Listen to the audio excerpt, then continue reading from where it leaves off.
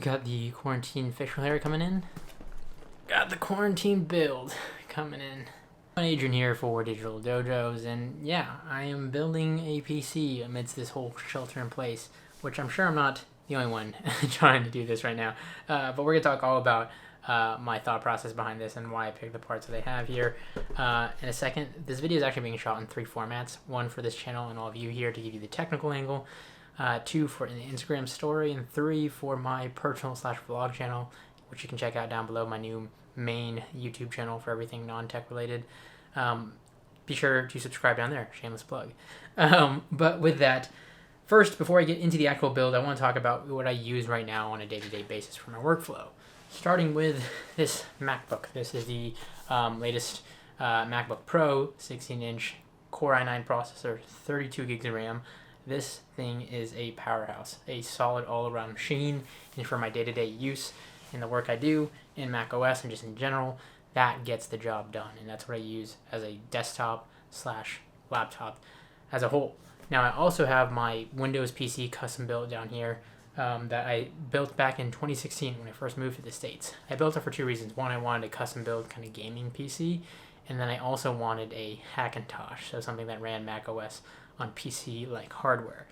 Now that second thing played more into a factor in the first because it limited the hardware that I could choose to begin with based on what was compatible back then with Hackintoshes. So that said, it's lasted me a long time over the 4 years. Honestly, I didn't boot into macOS that much after I got my MacBooks. But yeah, it's been great. It's been solid. The only upgrade I did to it in the last 4 years was throwing in a 2060 Super from NVIDIA. But outside of that, it's pretty much, been fine. Now, that said, I decided to not just upgrade, but build a whole new machine. I had a couple prerequisites this time around. One, I wanted to go the AMD route because I've seen a lot of the great press and reviews around AMD. 2, I wanted to build something that had an upgrade and expandability path, meaning I can throw in hardware as I saw fit, which I'm already doing before I've even built this. And 3, and last but not least, I wanted to have a focus on workstation / gaming. This time around, not factoring in Hackintosh hardware, so I wasn't limited in that specs. So here we are. Let's jump into the parts. So the system is all built around this AMD Ryzen 3700X. All around in my research, I saw that this would be the best overall bang for buck CPU. Now to house that in a sense will be the Aorus Elite Wi-Fi. This is an X570 board, AMD Ryzen ready. This features PCIe 4.0, M.2 slots for my PCIe SSDs, and 802.11ac Wi-Fi since it's the Elite Edition. Has a really solid VRM all-around build. I know a lot of people at this price point, the other option outside of this Gigabyte board is the Asus Tough board, which honestly I wanted to originally go with based off of what a lot of smarter people than I stated. Yet I'm impatient. I like the instant gratification, and right now that board is like super back ordered, or the delivery date just wasn't going to suit the timeline that I wanted to fill amidst this shelter in place. For RAM, we have some Trident Z Neo from G-Skill. This is DDR4 RAM, 3600 megahertz, and it's 32 gigabytes, so 2 16 gig sticks. And yeah, it has RGB. That's the first RAM I've ever bought that has RGB.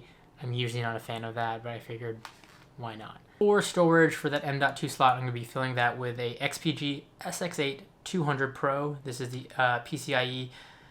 This is the M.2 SSD I was talking about earlier. 1 terabyte of storage is going to be plenty for my boot drive and main OS. Powering it all is going to be the Corsair TX750M. This is 750 watts, more than enough for this current build and some expansion, 80 plus gold, and it's semi-modular. And it's the first any modular PSU I've bought in, as a whole ever. So that's going to be great to kind of customize the look and feel of those cables in the future, as well as kind of allow for a more cleaner and organized build. Now housing it all, which I don't have right now, but because of the magic of video editing will be here and delivered, is the NZXT H710i case that I'm going to be building it in. I was going to use my current NZXT case that I have already, but decided why not just get a upgraded one. Now I know what you're wondering, a gaming PC, where's the GPU? So here's the thing, I'm going to throw my 2060 Super in for the time being. Ideally, if I was building this for the first time I had no other parts, I would have probably just bought a 2070 Super because that's a perfect price to performance ratio. But I figured rather than just upgrade to a 2070 Super from a 2060, might as well go on the top of the line and just go all in and either go with the 2080 Super or, of course, the higher end, the 2080 Ti. All right, ladies and gentlemen, so let's talk about the overall build process and kind of review the build log, how things went, trials and tribulations I experienced throughout it. This is by no means a how to build a PC tutorial. There's much better people out there if you want like a step-by-step guide, though I will talk a little bit about how my experience went. So putting everything together, given that I've had some knowledge in the past building previous PCs, my last build is of course built by me.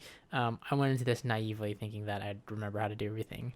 And while there were no major level mistakes on that of the Verge level, there were definitely some things that I thankfully caught right after. Namely being that of making sure to put the standoff on the NVMe drive after I had already put it in place. And then also the RAM, in regards to the RAM, I'm typically used to building and filling out all the RAM slots from the get-go. This time around, I went 2 16 gig sticks rather than 4 8 gig sticks for 32 gigs of RAM for future expansion. And with that, making sure I put them in the appropriate slots. So the first time when I closed up the build, I realized they were not in the right slots when I got into the initial post to take advantage of the dual channel memory. So swap that around after the fact. So please don't crucify me. But yeah, overall build, if you're building for the first time, it's always recommended you throw things together on the motherboard as much as possible before putting it into the case. So that there are components like the CPU, the RAM, of course, and if you're doing an NVMe drive, you want to put that into the motherboard all before physically putting it in the case. Just makes things much easier. This time around with the motherboard I built with the Aorus X570 board, it was really great because it had the IO shield pre-installed. The case is great because it had the standoffs pre-installed, so everything kind of just plopped into place and I had to fasten it all down. The MDXT H710i case that I built with, it's a mouthful. Really big fan of it. I'm a fan of the black and white aesthetic, as you can see in general. It was my previous case was an NZXT case in black and white. This time around, it's a full-size case, much more beefier than my previous one. But that also means a ton of room to build in, and it was really comfortable. And I felt like there was a lot of room for expansion down the road, whether it's adding more drives, whether it's the cable management that they included with the trays and the runs, with the pre-installed cable ties, and down to the fun, the reason you pay for the extra for the i in the H710i is that of the RGB and fan kit that it comes pre-installed with. So yeah, overall that was a really great case to build in, and I did try this time around to really keep cable management in mind. I think personally this is my most organized, clean build, even though it's not perfect. It's the most cleanliest in the past, and I understand when you're rushing to build a PC, especially if it's your first time, you want to get things working, you want to get all the components set up, and you don't keep that in mind. I'd highly recommend, if much as possible, not just to help with cooling, just general aesthetics of the build, but just it makes everything run much nicer and neater overall when you keep cable management in mind. So again, install the CPU, install the RAM, install the NVMe drive. One thing I did change up, I did not use the stock Prism cooler that came with my Ryzen 7 3700X. I ended up using the Corsair AIO that I had for my previous build because I figured might as well throw the AIO in if it's compatible here because it's going to be my main one, my main PC anyways. However, if you are getting this, the stock Prism cooler is definitely sufficient, don't get me wrong. There's a lot of great reviews and feedback on that stock cooler. The other thing that changed, so I went into this build with a 2060 Super from my previous build, as I had mentioned earlier. Changed there, however, was that with that in mind, I had decided I'm not going to get a 2070 Super since I have the 2060. I'm either going to go the all-out route and get the 2080 Ti, or wait for the next generation of cards because the 2060 will suffice for the time being. That didn't last long. A weekend, thanks to the folks at the subreddit Build a PC Sales and my good friend Josh, there was an offer on a RTX 2080 Super from EVGA that I couldn't pass up on. I got the GPU by itself for $600 pre-tax and shipping. And again, at Newegg, it's already going for $700 to $800 plus. I couldn't pass up on the offer. I was willing to spend $1,200 on a 2080 Ti. I could have gotten 2 of these 2080 Supers for the price. I know the 2080 Super is in this weird controversial space where it's NVIDIA is trying not to cannibalize the higher end of their 2080 Ti market, but at the same time, it wasn't the best price performance upgrade from their previous 2080.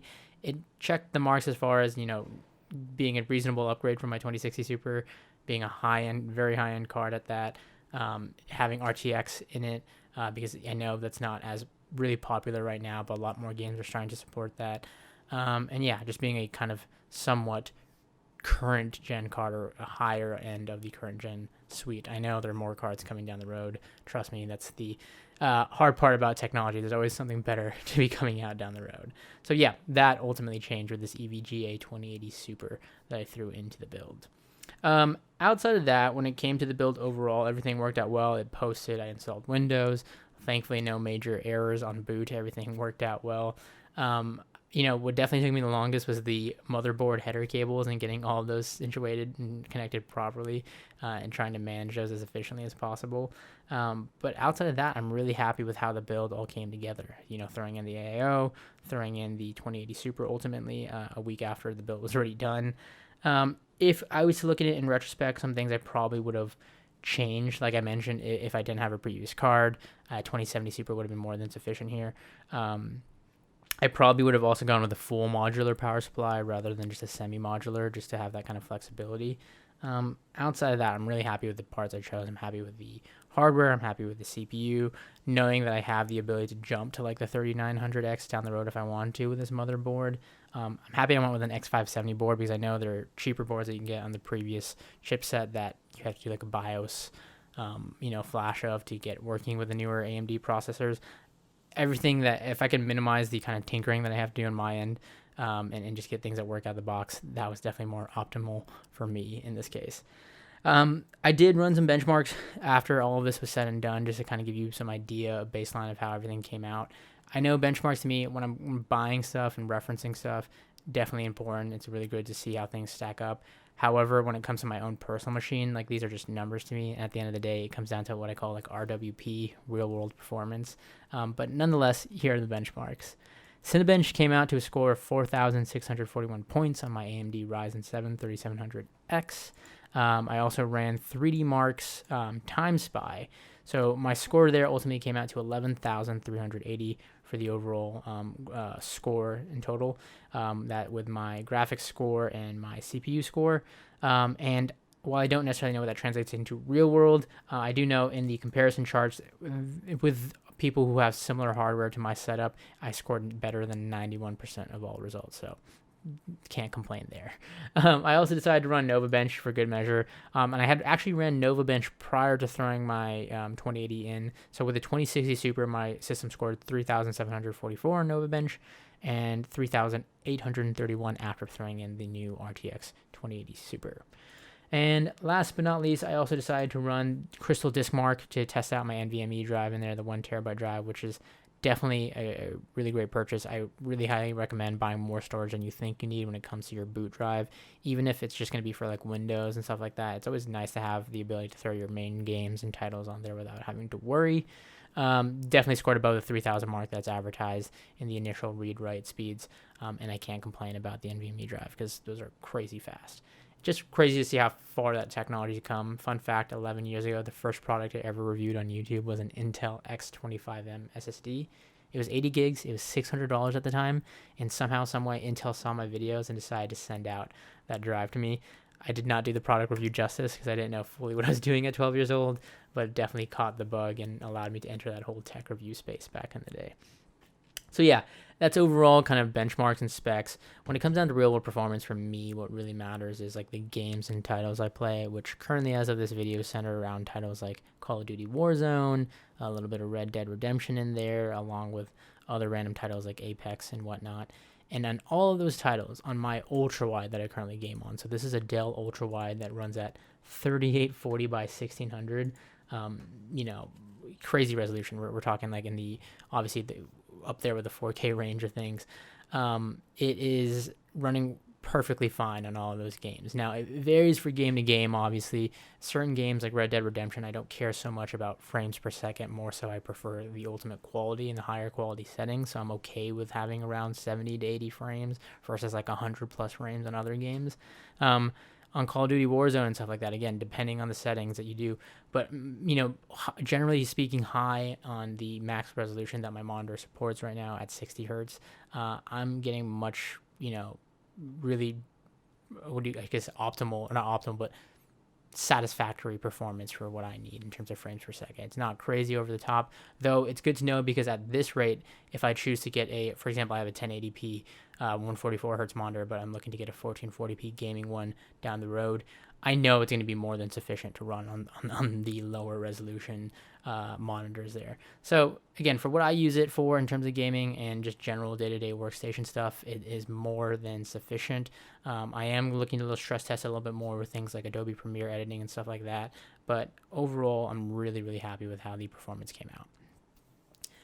To end on a note, as far as future upgrades and things I'd probably consider down the road, throwing in more hard drives as I start using this more and more for video editing and production sort of things. Good to throw in a couple like multiple terabyte hard drives, like some Western Digital drives in there, as well as look into more like modding down the road. So things like actual liquid cooling outside of an AIO, maybe liquid cooling the GPU.